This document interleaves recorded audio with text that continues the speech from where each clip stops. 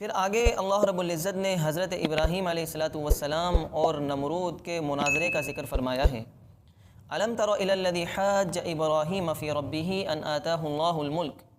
نمرود خدائی کا دعویٰ کرتا تھا کہ میں خدا ہوں، تو حضرت ابراہیم علیہ السلام نے فرمایا کہ میرا خدا تو وہ ہے جو زندگی اور موت دیتا ہے۔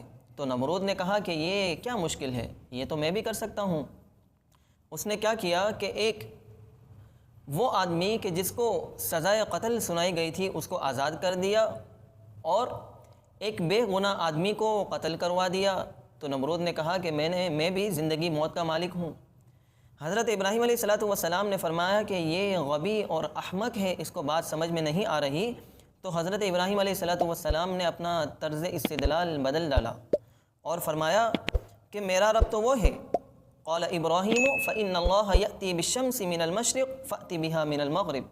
میرا پروردگار تو وہ ہے جو سورج کو مشرق سے نکالتا ہے، تو اگر خدائی کا دعویٰ کرتا ہے تو سورج کو مغرب سے نکال کر دکھا۔ لیکن نمرود یہاں پر ہکا بکا رہ گیا، فبہت الذی کفر، اور اس کے پاس کوئی جواب نہیں رہا۔